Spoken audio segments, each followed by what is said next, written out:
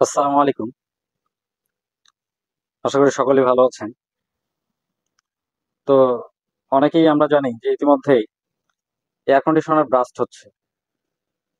তো আসলে air conditioner যে ব্লাস্ট হচ্ছে এর পিছনে কিছু কারণ আছে। যে কারণগুলো আসলে আমাদের দ্বারাই সৃষ্ট হয়। এই কারণগুলো যদি আমরা জানতে পারি এবং সেই অনুযায়ী ব্যবস্থা নিতে পারি তাহলে কিন্তু আমাদের এই ক্ষতির হাত থেকে এবং এসি ব্লাস্টের হাত থেকে আমরা রক্ষা পেতে পারি। সেই বিষয়গুলো আপনাদের সামনে তুলে ধরবো। আশা করি ভিডিওটি স্কিপ না করে পুরো ভিডিওটি দেখবেন। তো সেই কারণগুলো হলো যে প্রথমত আমরা যখন একটি রুমের জন্য একটি এসি নির্বাচন করি তখন যে রুমের ক্যাপাসিটি, রুমের যে সাইজ, সেই অনুযায়ী আমরা কি করি, এসি নেই না, রুমের সাইজের তুলনায় কম ক্যাপাসিটির এসি ইউজ করি। এর ফলে কি হয়, সেই রুমের টেম্পারেচার সঠিক মানে নিয়ে আসতে বা সিলেক্ট টেম্পারেচার নিয়ে আসতে সেই এসিটিকে লং টাইম পরিচালনা করতে হয় এবং এতে কম্প্রেসর গরম হয়েও ব্লাস্ট হতে পারে। দ্বিতীয় কারণ হচ্ছে যে এসিতে নিম্নমানের কেবল ইউজ করা। নিম্নমানের কেবল কি ইউজ করলে কি হয়, এটি দেখা যায় এই কেবলগুলো পুড়ে যায়, গলে যায়, যার কারণে শর্ট সার্কিটে কিন্তু এসি ব্লাস্ট হতে পারে। তৃতীয় কারণ, দীর্ঘদিন এসি সার্ভিসিং না করানো।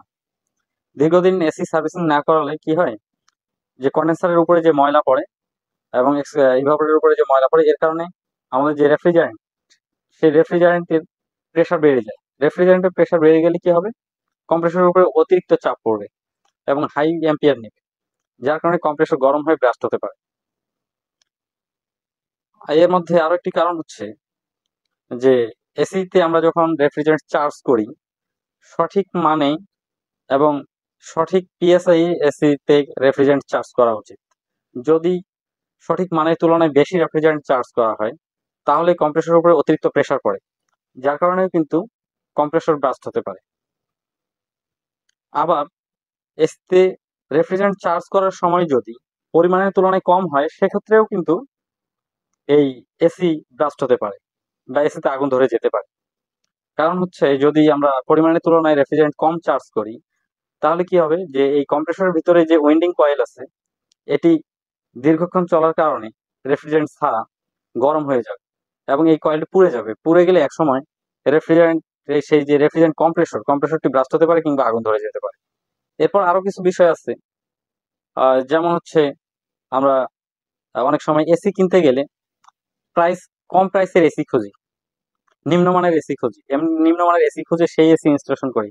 তো অনেক সময় নিম্নমানের এসি কিনলে যে সমস্যাটি হয় সেটি হচ্ছে যে আপনার কম্প্রেসরের যে বডির মেটাল সেটি নিম্নমানের হয় এবং এতে যে কপার পাইপ ইউজ করা হয় সেটি অনেক কম পুরুত্বের হয়, যার কারণে এটি ব্লাস্ট হওয়ার সম্ভাবনা থাকে। এইসব নিয়ম কানুন যদি আমরা নিয়মিত মেনে চলি তাহলে হয়তোবা আমাদের এই এসিতে আগুন ধরা কিংবা ব্লাস্ট হওয়ার হাত থেকে আমরা রক্ষা পেতে পারি। এরপরে আরেকটি বিষয় হচ্ছে যেটি, যে আমরা যখন এসি চালাই অনেক সময় একবারে নিচের টেম্পারেচার নিয়ে আসি, 16তে দিয়ে রাখি কিংবা 18তে দিয়ে রাখি। তো এটাও কিন্তু আমাদের একটি বড় সমস্যা, যার কারণে এসি লং টাইম চলে। একদিকে যেমন বিদ্যুৎ বিল বেশি হয়, আরেকদিকে ঠিক তেমনই সেই এসিড কম্প্রেসর লং টাইম চলার কারণে এতে গরম হয়ে আগুন ধরে যেতে পারে।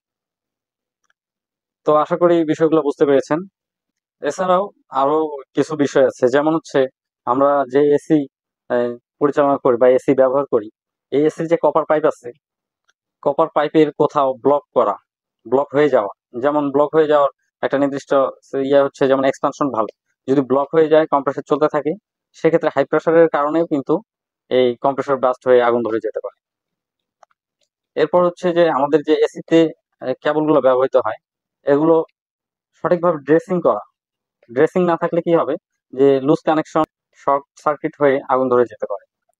আরেকটি কারণ হচ্ছে, যেমন অনেক সময় আমাদের লাইন ভোল্টেজ আপ ডাউন করে, লাইন ভোল্টেজ আপ ডাউন করলেও কিন্তু কম্প্রেসর নষ্ট হয়ে যেতে পারে এবং আগুন ধরে যেতে পারে। তো আশা করি বিষয়গুলো বুঝতে পেরেছেন। যদি আমরা এইসব বিষয় মেনে এয়ার কন্ডিশনার ইউজ করি তাহলে আশা করি আমাদের এই যে ব্লাস্ট হওয়া কিংবা আগুন ধরা এর হাত থেকে আমরা রক্ষা পেতে পারি, রক্ষা পাবো ইনশাআল্লাহ। তো আশা করি সকলে ভালো থাকবেন। আসসালামু আলাইকুম।